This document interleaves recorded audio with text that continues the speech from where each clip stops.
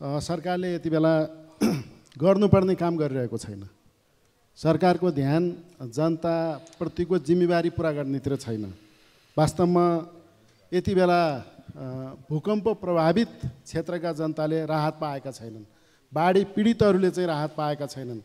पुनर्निर्माणको काम भइरहेको छैन। भ्रष्टाचार व्याप्त छ, आर्थिक अवस्था जर्जर छ र निर्माण व्यवसायले काम गरेको भुक्तानी पाएका छैनन्। अर्थात् अर्थतन्त्र अत्यन्त सङ्कटपूर्ण अवस्थामा छ। फेरि पनि राज्यलाई भार थपिने गरी पूर्व विशिष्ट पदाधिकारीहरूलाई चाहिँ आजीवन सुविधा दिने, सुविधा थप गर्ने खालको चाहिँ कानुन ल्याउँदैछ।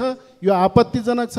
यसप्रतिमा घोर आपत्ति व्यक्त गर्न चाहन्छु, यसको भत्सना गर्न चाहन्छु र सरकारले तुरुन्तै यो कदम चाहिँ फिर्ता ल्याओस्, पछाडि फर्कियोस् र सरकारले चाहिँ संसदमा यो विधेयक ल्याउने धृष्टता नगरोस्। म एक किसिमको चाहिँ चुनौती दिन चाहन्छु।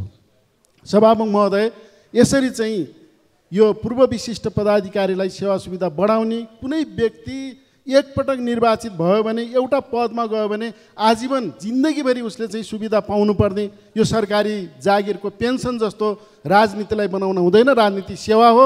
अब चाहिँ यस्तो कुरा चाहिँ बन्द गरिनुपर्छ र मेरो सभामुख महोदय मार्फत अनुरोध छ कि सबभन्दा पहिलो कुरा त सरकारले पूर्व विशिष्ट पदाधिकारीहरूलाई चाहिँ आजीवन सुविधा दिनको निम्ति ल्याएको विधेयक चाहिँ रोकिनु पर्दछ र अहिले दिइरहेको मन्त्री परिषदले निर्णय गरेर जथाभावी जुन ढङ्गले चाहिँ मनोमानी तरिकाले सुविधा दिएको छ त्यो सुविधा अन्त्य गरिनु पर्दछ।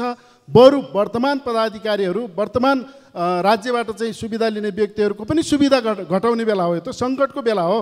त्यसकारण चाहिँ हामी आफै पनि तयार हुनुपर्छ। म तयार छु। ल, सांसदहरूको सुविधा घटाउने हो भने म तयार छु। हामी सांसदहरू कति तयार छौँ? हामी तयार हौँ सभामुख महोदय।